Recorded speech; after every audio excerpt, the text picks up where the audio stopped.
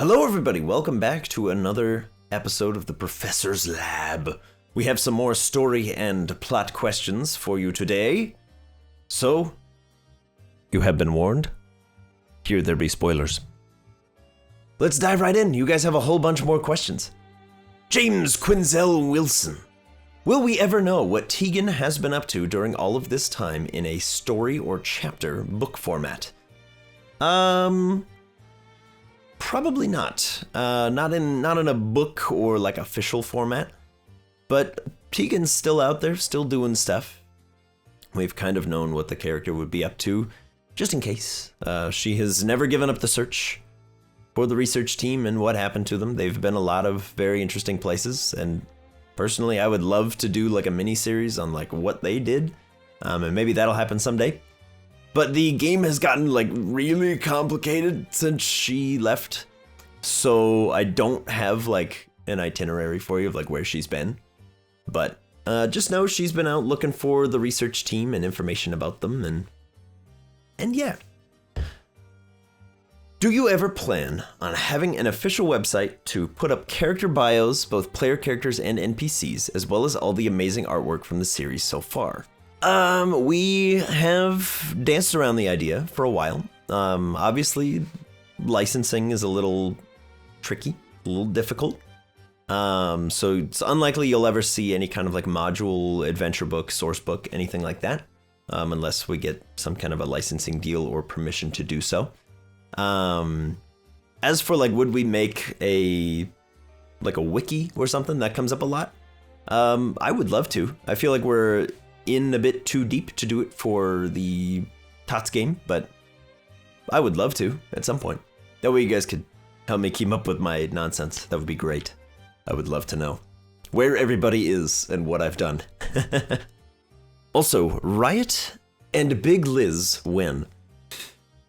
I'm sure CJ will try something sooner than later.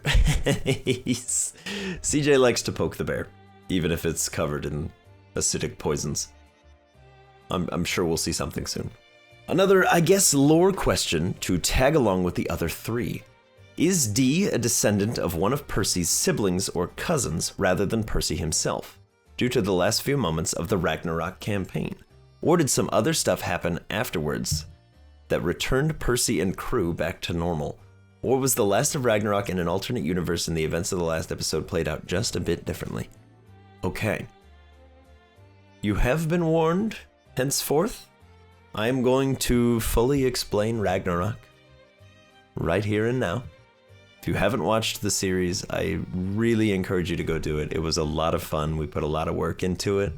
It was a passion project for sure, and it was a great time. And a lot of references in the TOTS game will start to make sense. Now then. Now that it's just us. Ragnarok, the end of Ragnarok, when the Firstborn shows up with all of their power and glory, results in two timelines. One, in which Percy is Blackwater, and Co. I need to be careful by saying and Co because Co is a character. Percy is Blackwater and our heroes, Griff and Elmar, become the first Pokemon and the first Pokemon trainers as you know them now. So that Barbaracle walking off into the sunset with a Growlithe and a Kommo-o is Percy as Blackwater. That's him. He is walking off into the sunset to try to make sense of what's going on in a world where Undertow no longer has a use for him. So it's a little bit rough. That's like the darkest timeline. There's also the slightly less darkest timeline where they win and they stop this Firstborn. And that is when Refusul pulls everybody out of the crater and we have to watch the tragic deaths of Hoba and Ko and Maya. That is where Griff becomes the Master of Tigers moments before disaster. So that timeline is the TOTS timeline. That one. The one where our heroes succeed Refusul disappears with Kirik Rai, and the Firstborn trots off to another realm to lick their wounds and reevaluate. As for the relation between Dee and Perseus Blackwater, again, if you like the mystique and the mystery, you feel free to continue believing whatever you want or just skip ahead a little bit. Dee has no relation to Perseus Blackwater other than name. It's a happy coincidence of us being able to meet up with Devin and bring him in to play Perseus Blackwater for Ragnarok, and he was such a good fit that we wanted to bring him in to the game, and also he lives relatively nearby to all of us in a like geographical sense, so it's feasible to do it. But he was one of our early adopters of the $100 Patreon tier that has since been retired, and we figured what better way to keep Devin in our lives and in our game than bring him into the tots, because he was just such a natural fit. But D Blackwater was made first, and then us being unsure if we were going to be able to bring Devin in for the tots game, he just used the last name as an easy shoe-in for his pirate captain, and it fit very well. So all of the references to the Blackwater name and family are just because I like messing with the players and leaving little Easter eggs for the people that watched Ragnarok and also the players at the table that were there. So every reference that you've seen so far to the Ragnarok game have just been that, just fun Easter eggs for the people that have watched both. There's no actual family lineage because obviously, yes, that does complicate things on account of Percy has a very difficult time remaining in one piece as a human being. But think what you want. Think whatever you want. Whichever one of those endings to Ragnarok you think is more cool, that's what they're there for. That was me getting across a fun science point about which I know frighteningly little, which is when you cause explosions of that magnitude, space-time gets a little funky. And I thought I could describe it well, and then we were all like so tired that it basically just didn't come across well. But that is Ragnarok. I sincerely hope that everybody goes and watches it if they haven't already. But it was very fun. We were very tired. I wish I had explained it better. But hopefully that kind of clears things up for you. That's what we were trying to get across. But we were on like hour 13 of filming. It was a lot. It's a lot of D&D. But let's move on. Divine Dragon. Which factions or characters are the most fun or difficult to play? So I think a lot of you will probably already know what my favorite character is. He shows up a lot. He's a villain. You love to hate him. He's a clown. He's my favorite villain. He is disgusting, and he's vile, and it's this weird sixth sense of joy when I get to break him out, cause a little bit of mayhem for the tots. As for like which one is the most difficult, you could probably tell in the sessions, but anytime I have to be the sort of like ugly, evil, vile family members, that hurts. That hurts to be. I hate embodying those characters and being mean to my friends in that context. I'm pretty good at separating the players from the characters. But it's still gross. It's gross. Being harsh in that way to people that I genuinely like love and care about is really difficult for me, so a lot of that stuff gets described secondhand. So you can probably tell in the sessions with like Dee's father or Cordelia that I tend to put a veil in front of those issues. Because again, I don't ever want the game to be a source of like actual trauma for somebody. And I know a lot of you are going to be like, but you put the mime in the game, that's actual trauma. I'm like, not in that way. That is a fictional evil that is so evil that it's okay to hate him through and through. Family members with a dark past that are like really criminally rude to you, it hits different. It hits different. I don't know. Hopefully that makes sense. Do most people in the Laris region know what a source stone would look like? Yes, but they probably don't know what it is. So most residents of the region have interacted with a Source Stone on some level, probably multiple, if they've ever evolved a Pokemon with an Evolution Stone. Whether they know that a spire of like ruby is a primordial essence of all fire, probably not. They would just think it's a big spire of rubies. But obviously, there's a lot of individuals in the world that do know exactly what they can do and are quite intimately familiar with like what those Source Stones can do and what they look like and where some of them are. But as for like the layman, probably not, no. But they have interacted with them, which is kind of great. Timothy the Titan. How do you balance Pokemon in the wild to the player's Pokemon? Is every wild Pokemon low level, or do they scale with the player's Pokemon? So most encounters tend to be about on par with the lowest level battle-ready Tot Pokemon. And I call them out a lot, but like Slurp, Bark, Boysenberry, although Boysenberry, to be fair, is a support. So I don't look at Boysenberry as like this is the benchmark of all supports, or like you're a low-level Pokemon. Boysenberry's real power is bringing everybody else up alongside him.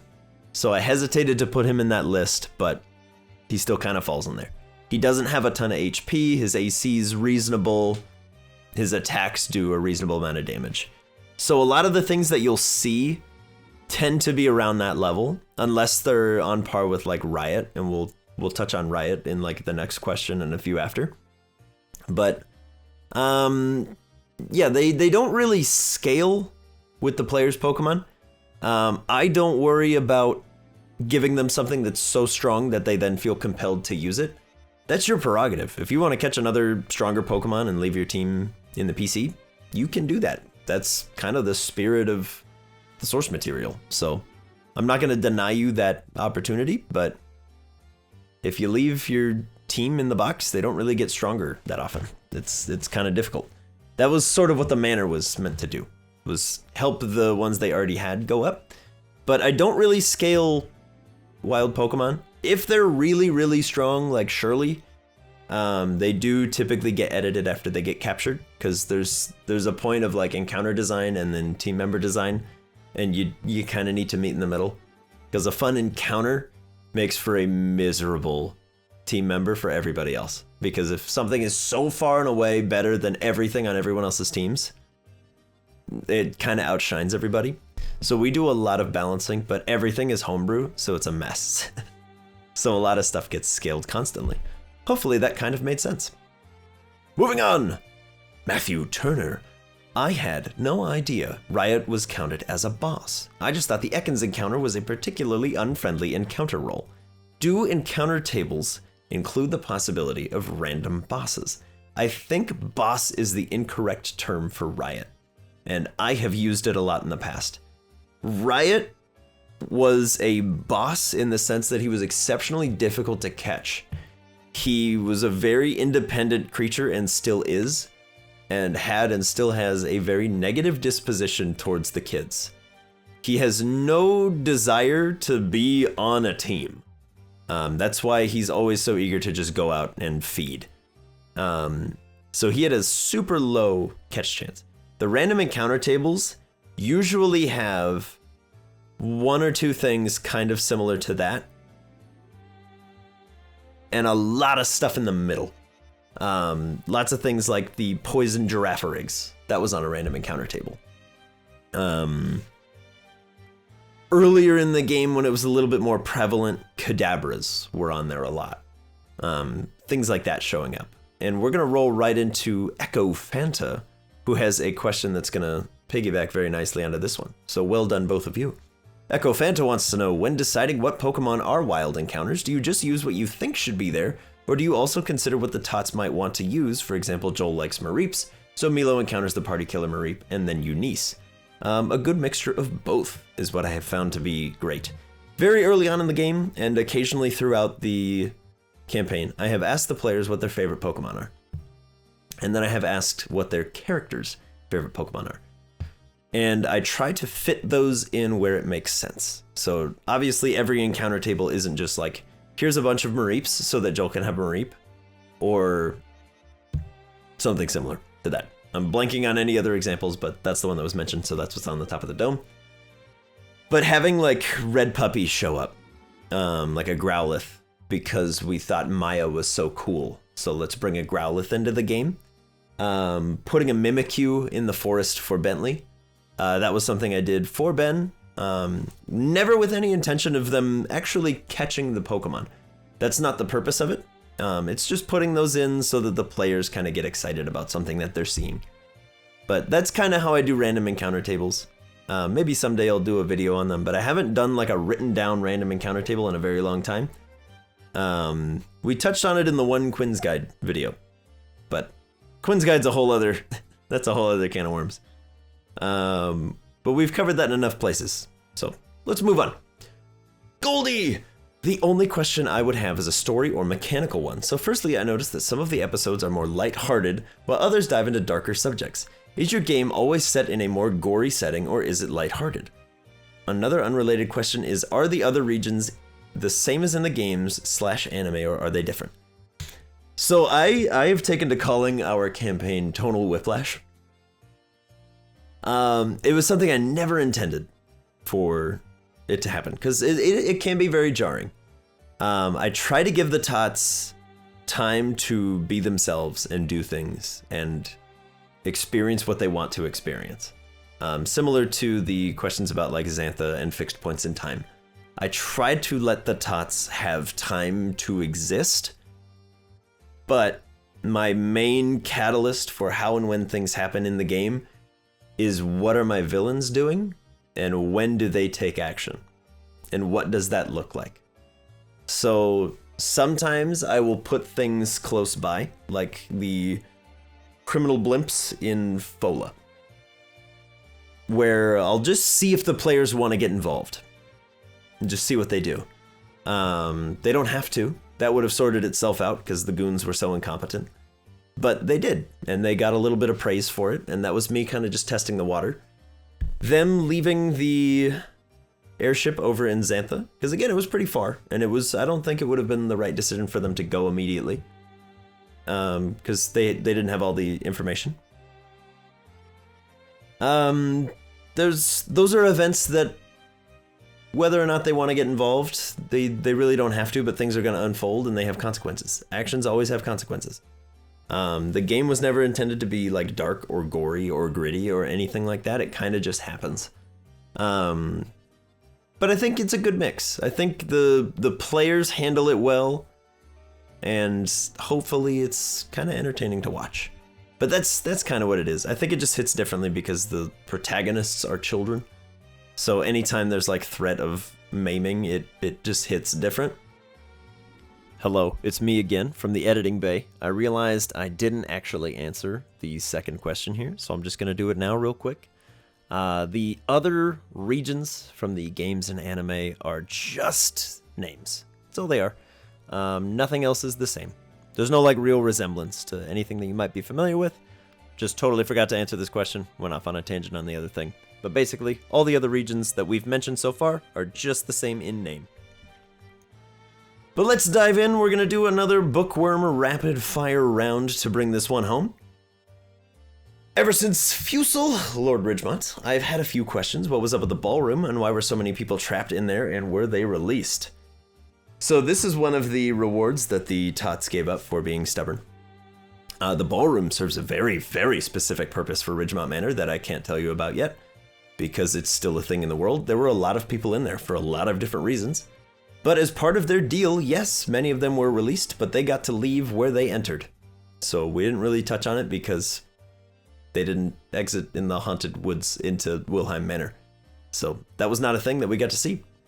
Did the shopkeeper in Xantha survive, and if not, do his relatives know? He did, yes. The Xantha shopkeeper is alive.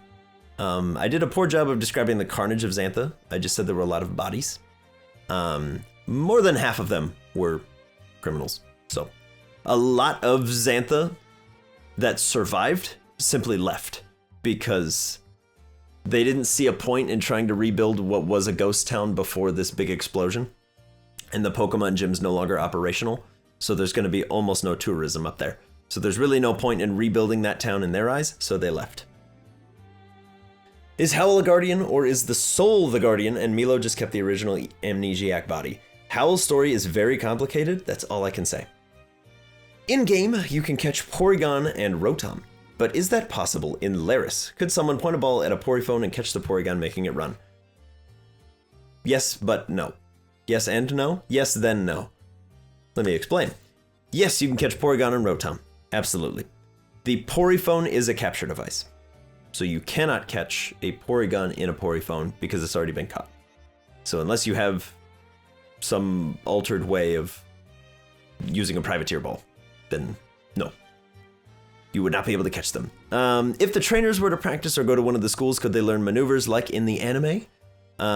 What other techniques could potentially become available to the tots and their teams? If you're referring to the rites of learning, then yes, absolutely. I'm not familiar with the reference to the anime, so I don't know what that would imply.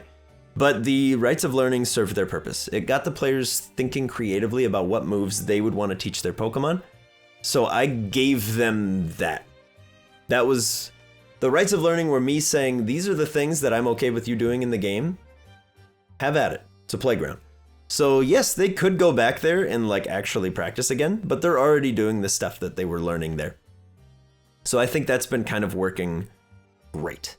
Does Desmond work differently from other Pokemon? Does he have actual battle capabilities, and could CJ take Desmond into a gym?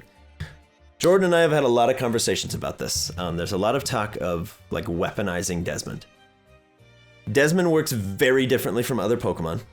Does he have actual battle capabilities? No. No, he would get absolutely slaughtered in a fight. He would not stand up. He has attacks. He has abilities. He is not a fighter yet. If CJ were to capture Desmond, then yes, he could be used in a gym. But right now, Desmond can only be seen by those that he allows to see him, so he's not a registered Pokemon, if that makes any sense. You cannot bring Desmond into a fight and expect him to do well, but if you catch him, he can no longer do a lot of the things he can do. So we'll cover the specifics if that becomes a thing. But Desmond is a very special boy and will probably remain that way. But that's going to do it for this episode of The Lab. I'm going to probably keep doing these forever as long as you guys have questions. So I do hope very much that you have enjoyed it, because I have enjoyed making it for you. If you have more questions, feel free to drop them in the comment section of this or any of the prior lab videos. You can also drop them if you're in our Patreon Discord. You can drop them in the lab questions channel in there.